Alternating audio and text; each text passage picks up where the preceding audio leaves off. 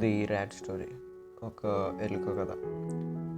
ఒక చిన్న విలేజ్లో ఒక ర్యాట్ ఫ్యామిలీ ఉండేది. రోజు చాలా కష్టపడుతూ బతికే వాళ్ళ ర్యాట్స్ అంతా.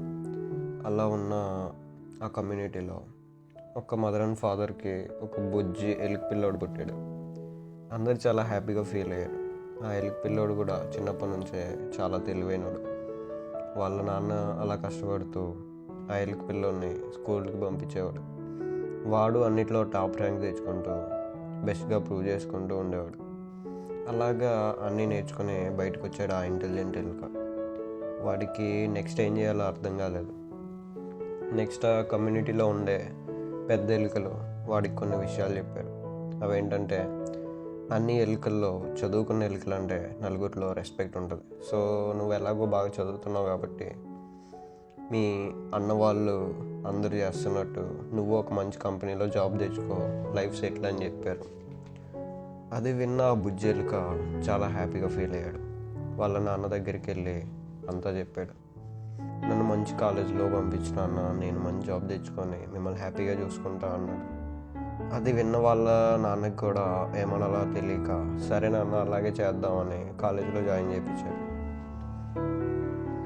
అప్పుడు కాలేజ్లో జాయిన్ అయ్యాడు కాబట్టి ఎక్సైట్మెంట్ చాలా ఎక్కువగా ఉండేది వాడికి. మంచిగా చదువుకుంటూ అల్లరి చేస్తూ అలా అలా కాలేజ్ అయిపోయింది. నెక్స్ట్ జాబ్ కావాలని సెట్ చేయడం స్టార్ట్ చేశాడు.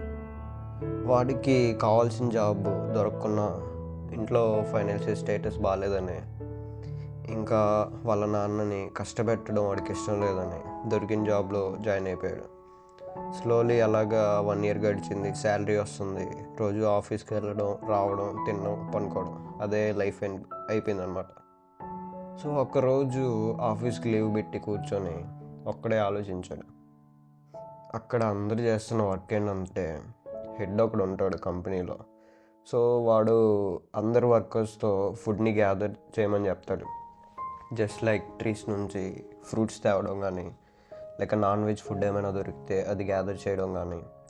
ఆ హెడ్ ఒక్కడే అందరు వర్కర్స్ తెచ్చే ఫుడ్ అంతా తీసుకొని వాళ్ళకి డైలీ కొంచెం కొంచెం ఇచ్చేవాడు. ఇదంతా చూసి చూసి ఆ తెలివైన ఎలుక ఒక థాట్ వచ్చింది. అదేంటంటే, వీడి దగ్గర ఎంతగా కష్టపడి వర్క్ చేసి ఫుడ్ని గ్యాదర్ చేసే బదులు నేనే ఆ ఫుడ్ని ఎందుకు పండించకూడదని. వాడికి తెలియని విషయం ఏంటంటే, చాలామంది అలాగే థింక్ చేశారు, బట్ ఏం చేయలేకపోయారు. బికాస్ ఇదంతా ఒక ట్రాప్, ఒక లూప్ అనమాట.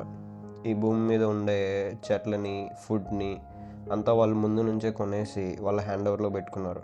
సో వాళ్ళ కోసం వర్క్ చేసి వాళ్ళు ఇచ్చే ఆ కొంత ఫుడ్తో ఫ్యామిలీని చూసుకోవాలి. వాళ్ళ ఫాదర్ కూడా హ్యాపీ, బికాస్ కొడుకు ఇట్లా వర్క్ చేస్తున్నాడు, ఫుడ్ వస్తుంది. బట్ ఆ ఎల్లుకోడికే వాళ్ళ లైఫ్ నచ్చేది కదా. పేరెంట్స్తో చెప్పి మానేద్దాం అనుకున్నా వేరే ఆల్టర్నేటివ్ కూడా ఏం లేదు కాబట్టి వాళ్ళ ఫ్యామిలీకి, వీడు మానేస్తే అందరికీ ఫుడ్ లేకుండా పోతుందని ఏం చేయలేక అలాగే కంటిన్యూ చేశాడు.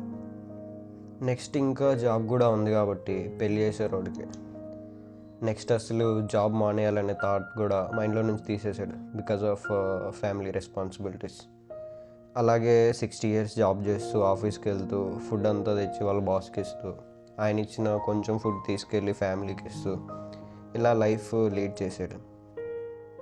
అలాగా బతుకుతూ ఒకరోజు పోయాడు. పోయే ముందు వాడు అనుకున్నది ఏంటంటే, నా లైఫ్ ఇంతేనా, ఇంకేం చేయలేనా, ఆఫీస్, ఫ్యామిలీ, ఫుడ్ ఇదే నా లైఫ్ అంటే వచ్చే జన్మలో అయినా ఇలా కాకుండా మంచిగా లైఫ్ని ఎంజాయ్ చేయాలనుకున్నాడు.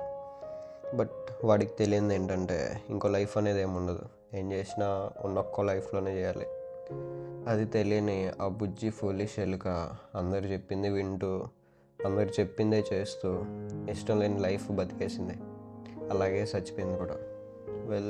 ఈ ఎలుకది చాలా సాడ్ స్టోరీ, బట్ మనది అలా ఉండకూడదు అనుకుందాం.